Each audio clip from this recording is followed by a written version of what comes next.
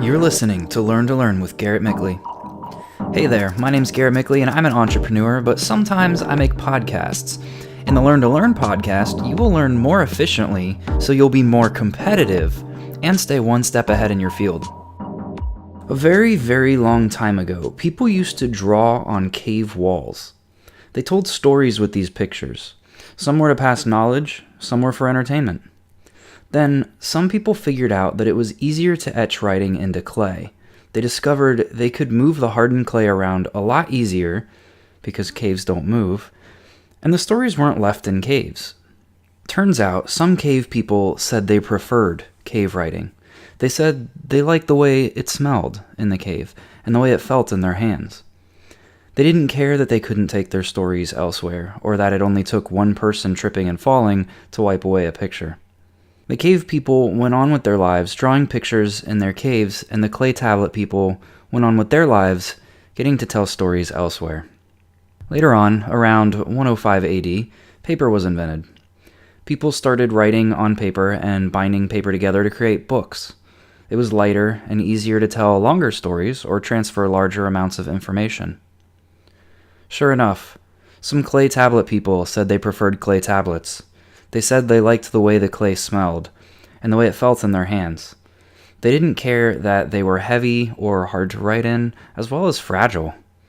The clay tablet people went on with their lives, carrying around fragile, heavy clay tablets, and the paper people easily bound large amounts of information, and if they dropped it, they just picked it back up. Everyone went on with their lives. Now it's the year 2016, and we have eBooks and tablet readers. eBooks are often cheaper because they're digital and can be instantly copied as many times as you want. You can carry hundreds, if not thousands of them in a small device, as they are virtually weightless. You can even use software to read them aloud to you. But as we saw in history, there are paper book people and there are ebook people. The paper book people said the same things to the ebook people as the clay people to the paper people and the cave people to the clay people. They like the way paper books smell, and they like the way they feel in their hands. Welcome to episode 10 of the Learn with Garrett Mickley podcast. I'm really excited. We're already on episode 10, and I hope you're having as much fun listening to these podcasts as I am making them. I just want to remind you that the full show notes for this episode can be found at learntolearn.club/E010. There will also be a video if you prefer to watch that instead of listen to the podcast or read the show notes. I believe in making sure all types of learners are covered, whether auditory, visual, or kinesthetic.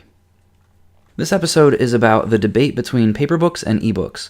I touched on it a little bit in episode 9, which you can listen to, read, or watch at learntolearn.club/E009.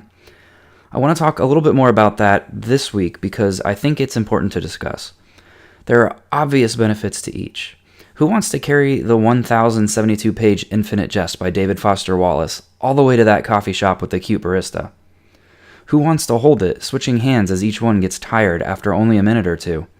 Sure, you could lay it down on the table, but then your neck would start to hurt from the angle you'd have to hold your head at to read the text. But on the other hand, if you show up with just a Kindle, no one can see what you're reading. That cute barista doesn't know you're, and I quote, intellectual enough to read Infinite Jest. If you can't tell by my first story and now the second one, I'm clearly biased towards ebooks. I'm absolutely making fun of all the paperbook people out there. But as you'll learn later on in this episode, I may be doing myself a huge disservice by reading mostly ebooks. Before we get into that, I want to share with you my list of reasons ebooks are better. They're lightweight. They're often cheaper than paper books. They're often free. You can have a bunch of them with you in your pocket.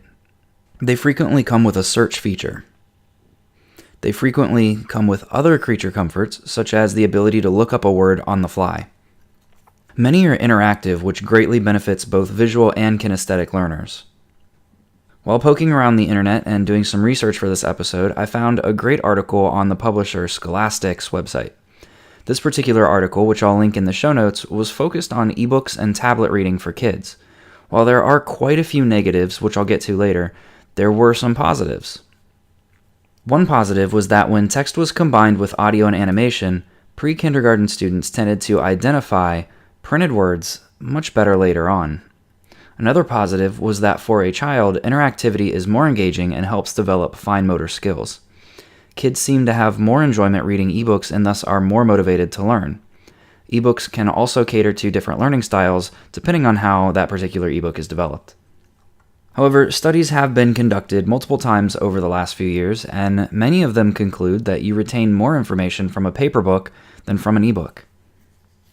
Medical Daily even went as far as to say that ebooks are damaging our health. Stavanger University of Norway did a study that concluded paper readers scored higher than iPad readers on empathy, transportation, immersion, and narrative coherence. Anne Mangin, who conducted the study, said, "When you read on paper, you can sense with your fingers a pile of pages on the left growing and shrinking on the right. You have a tactile sense of progress in addition to the visual." Ebooks are also full of distractions. There are often links to websites or the temptation to switch over to the Facebook app. It's been proven that the more time you spend reading uninterrupted, the better you retain the information. Recent studies involving blue light, which is the light emitted from devices such as our computer screens, iPads, and smartphones, hinders the production of melatonin. Melatonin is a chemical in our brain that helps us fall and stay asleep. You can buy it over the counter at most drugstores if you need extra help, but ideally you want to make sure your body is producing it naturally and at the right time of day. There have been apps developed to change the backlight according to the time of day. However, the most recent studies conclude that while they're better than blue light, it's still best that you don't look at any screens before bed. According to a study conducted by the BBC, these backlights may also lead to increased risk of cardiovascular disease, metabolic diseases like obesity and diabetes, and cancer. A study conducted in 2009 concluded that reading helps us de-stress. It lowers our heart rate and muscle tension in only 6 minutes. But it turns out use of electronic devices at night has been linked to fatigue, stress, and depression in young adults. It also throws off circadian rhythms and leads us into habits involving less focus and shorter attention spans. If you'd like to read more about these studies, I'm going to link to a few articles in the show notes at learntolearn.club/E010. I collected a link from Medical Daily, a link from Scientific American, and a link to the Scholastic article about kids reading from ebooks. Each of them link to multiple studies so you can read more about each study and come to your own conclusions. Some other benefits I found while researching were that reading over the course of your lifetime prevents mental decline in old age. People who read fiction also tend to be more empathetic towards others. What really matters in the end is that you find what works for you. Do you like to listen to audiobooks? Do that. If you like paper books over ebooks, read those. If you want to go back to reading on clay tablets, good luck with that. Just do what works for you, because when it comes down to the end of the day, the important thing is that you are continuing to learn through books, no matter the format, instead of not continuing to learn at all. I want to thank you for listening to Learn with Garrett Mickley. That's me. I'm Garrett Mickley. You can find me on Twitter at Garrett Mickley, and of course on my website.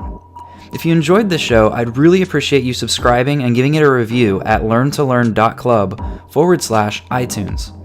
I'd also like to point out that if you have any questions, shoot me an email at garrett@learntolearn.club, and I'll answer them in a future podcast. And don't forget to check out the show notes at learntolearn.club so you can grab any links or resources mentioned in this episode. Thanks again, and I'll see you next week.